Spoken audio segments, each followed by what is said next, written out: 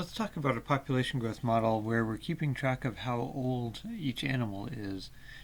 We could do this with humans, but they live so long that it ends up being a very complicated problem, or at least takes a lot of space on the spreadsheet. So let's talk about squirrels because they're kind of fun to make fun of. And unfortunately, they only live a few years, but that means it's easier to keep track of them on the spreadsheet. So let's say we have data about mortality or survival in squirrels, that a squirrel who's currently 0 years old has an 80% chance of surviving to be 1 year old. And a squirrel who's currently 1 year old has a 70% chance of surviving to be 2 years old, and so forth. So think, where in a table or matrix like this would you put these numbers? Take a sec to think about it. Pause the video. 3, 2, 1, pause. Okay, welcome back from pause.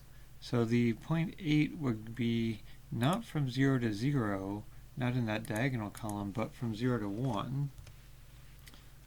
And then the 0.7 would be in the from 1 to 2 column, and the cell. And from 2 to 3 would be in that cell, and then from 3 to 4 would be there. And I guess we're saying that all 4-year-old squirrels will not make it until they're 5. So that's the survival news about squirrels, which I guess is good or bad, I don't know.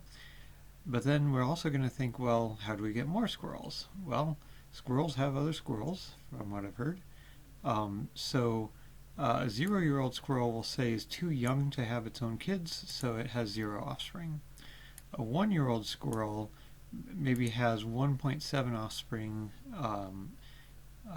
on average. We're not saying exactly 1.7, but sometimes 0, sometimes 1, sometimes 2, sometimes 3, and all averages out to 1.7 offspring, not including itself. Maybe a 2-year-old squirrel has 1.4 offspring on average, and maybe 3 or 4-year-old squirrels are too old to have babies. So take a sec to think about where these numbers, the 0, 1.7, 1.4, and 0, are going to go in our matrix. Pause the video in 3, 2, 1, pause. Okay, welcome back from pause. So you might say that from maybe these go in the diagonal elements, but like if a 1-year-old squirrel generates 1.7 offspring, those offspring are not 1 year old. They're 0 years old, I hope. So the 1.7 actually needs to go here rather than on the diagonal. And the 1.4 also needs to go here because the offspring are 0 years old. And then 0's here. So the fertility data goes in the 2 0 years old column. And then how are we going to take this matrix? Oh, we also had from the other page the 0.8, 0.7, 0.4, and 0.1. And then everywhere else in the matrix is a 0. How are we going to take this matrix and use it in a dynamical system? So it turns out we can do the same thing we just did with the rental car tracking. Take the vector of current counts of each age and multiply it by the A matrix. That's doing a sum product, which is exactly what we want to do. We want to say if I have a vector out here of 0-year-old squirrels, the 0-year-old component of the vector is going to get multiplied by these things. The 1-year-old component is going to get multiplied by these things, and so forth. It's like matrix multiplication was designed for exactly this situation or something. And so we want to go do that. Now here we've done from on the rows and to on the columns, but there are some people who do it the other way, in particular the Wikipedia page last time I looked.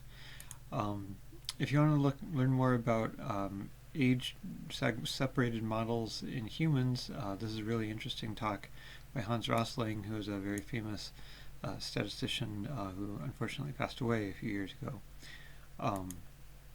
So let's go do this in Excel. Now here you have to have zeros everywhere in the matrix. You can't leave blanks. The mmult command will not be happy with that. So let's see, we had a 1.8, was it here? Well, 1.7, 1.400, and then here we had a 0.8 and a 0.7 and a 0.4 and 0.1. So we want to multiply this vector, that's our initial values, I like to color those blue, with this matrix. So go ahead and do an mmult here in this row. Remember, you have to highlight the row where you want the results to appear, then do equals mmult the vector times the matrix. Lock the matrix with dollar signs, but don't press enter. Hold down Control and Shift and then press enter. So does this make sense? If we start with 100 squirrels at age 0, then we have 80 squirrels at age 1 the next year. And then we have to highlight just that row and fill down. And then the next year, some of those, 70% of those 80 squirrels have survived to age 2, and those 80 squirrels, some of them had babies. On average, turned out to be 1.7 babies, so presumably 136 is 1.7 times 80. For some reason, it's traditional in Leslie matrix problems. Leslie is the person who invented this way of thinking about it, to say you're only tracking the number of female critters. I don't know exactly why. So we can see things go on through the years here. It's also interesting to graph stuff, of course. So how is this problem different than the rental car tracking we were doing? Take a sec to think about that. Okay, welcome back from pause. So two big things we might notice that are related is that the overall number of squirrels seems to be growing here, where for the rental car tracking the overall number of rental cars was staying the same. And the other thing that we might notice is that this row doesn't sum to 100% like this row did, and this row also summed to 100%. This row sums to more than 100%, and in fact even one of these items is more than 100%. So those are some related things. You might look at this and say, is this an exponential trend line? Exponential, we can certainly try adding an exponential. Oh, it says actually it won't let us do an exponential, probably because there's a 0 right here. Let's give up on that one, but that's kind of a hint. Let's try it on the, oh, there was a 0, so I guess there's a 0 everywhere. We can check to see if it's reasonably exponential by doing a logarithmic scale, and it's complaining about that 0 again. Put in some minor tick marks to show that it's logarithmic. So is this perfectly exponential? Well, in the long run it looks like it, but it looks like there's some wiggles at the start. I guess if we gave it one squirrel there, then we don't have that problem so much anymore. So it's got some transient behavior before it settled into a long-term growth pattern.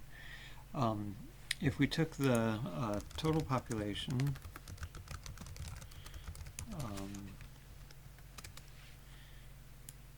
and say, well, how's that behaving? We could also say, what's the percent growth in total population? New over old minus 1.